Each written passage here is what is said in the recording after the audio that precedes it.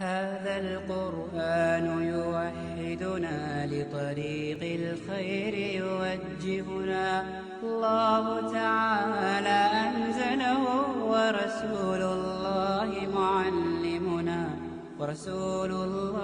معلمنا أشرقت نفسي بنور من فؤادي حينما رددت يا رب العباد وانتشت روحي وصار الدمع يجري. Bismillah, au nom d'Allah, sans aucun doute, l'islam est la seule vérité. On trouve le pur monothéisme que en islam. Aujourd'hui, notre frère suisse, Inch'Allah, va nous parler d'un autre miracle scientifique dans le Coran.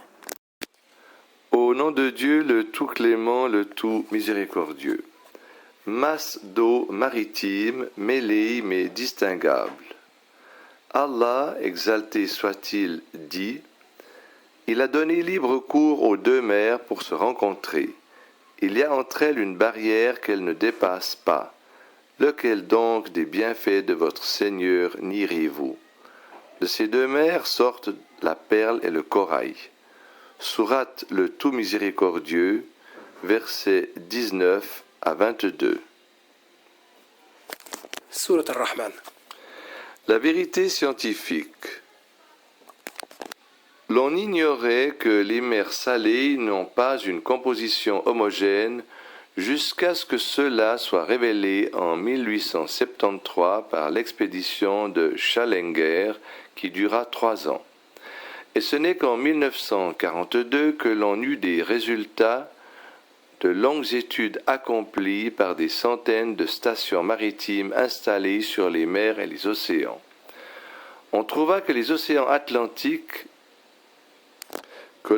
Atlantique, par exemple, est composé de plusieurs mers et non d'une seule mer, bien qu'il soit un seul océan. Raison pour laquelle ces masses d'eau n'ont ni le même degré de chaleur, ni la même densité, ni la même salinité, ni les mêmes êtres vivants marins et ni la même capacité de dissolution de l'oxygène.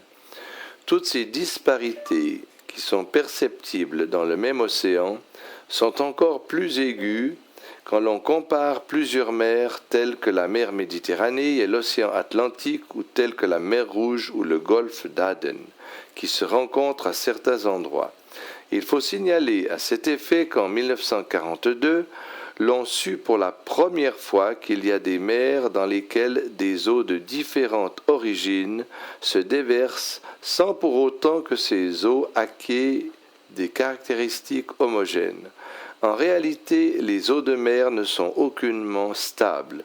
Elles sont en perpétuel mouvement, ce qui fait qu'elles s'entremêlent, mais tout en gardant leur spécificité concernant leur degré de salinité, de chaleur et de densité.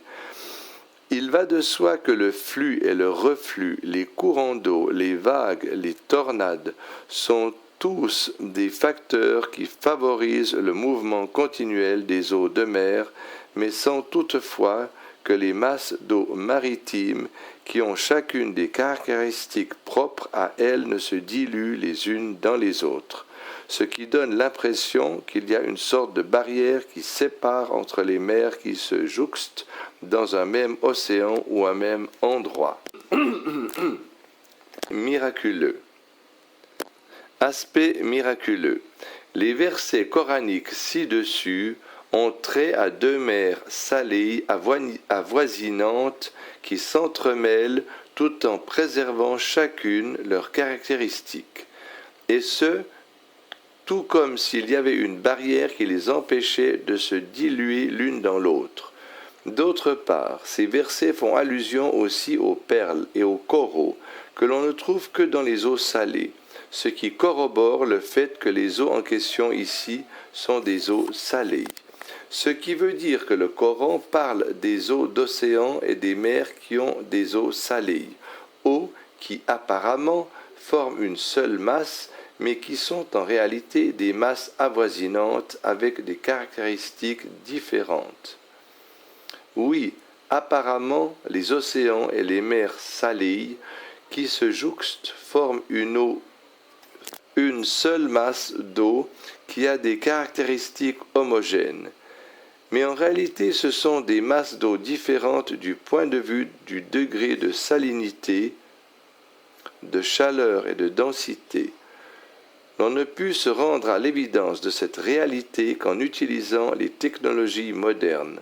Pourtant, le Coran a fait de ces mêmes réalités en mettant en exergue les différentes caractéristiques de deux mers salées qui s'entremêlent sans pour autant se diluer l'une dans l'autre, tout comme s'il y avait une barrière qui empêchait leurs eaux de se mélanger.